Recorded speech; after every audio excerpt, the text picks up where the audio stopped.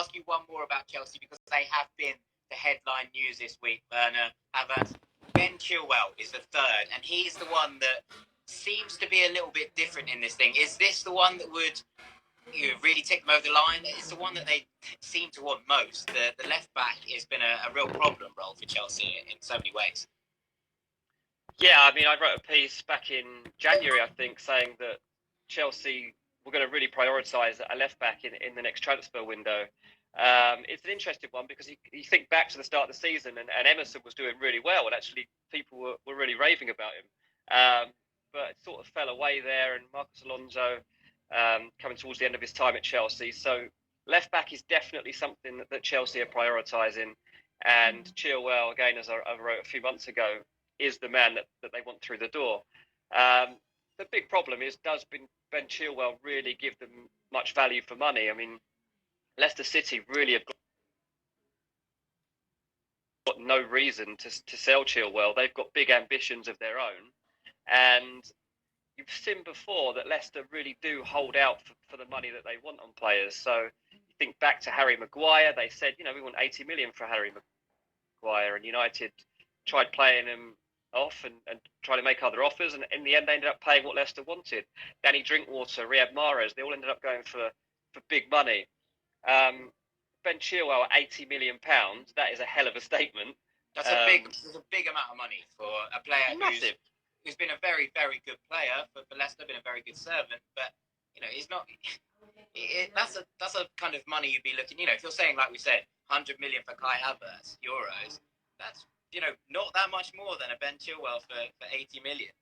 Absolutely, yeah. But I mean, then you could say, well, actually, look at the impact that fullbacks are having on the modern game. So you look at Trent at Liverpool, like what would his value be right now if someone was to try and buy him? If he was at Leicester and someone was trying to buy him, what would his value be?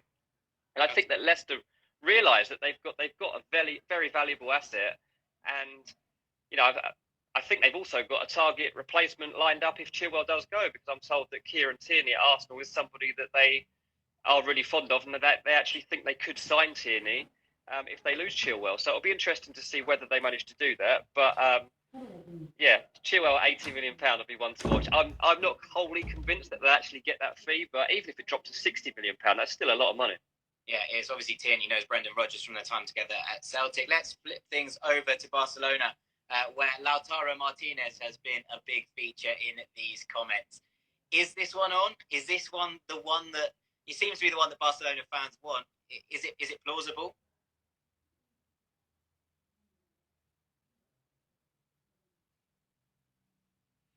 I mean, it's plausible in the sense that they're going to try everything they possibly can to make this happen. I mean, why wouldn't they? They've been looking at this deal now for a couple of months, and sources in Spain that I've spoken to are becoming more and more convinced that Inter will actually agree a fee in some way. So the most obvious case for that right now is if they accept a player plus cash deal, because Barca's cash flow isn't what it once was.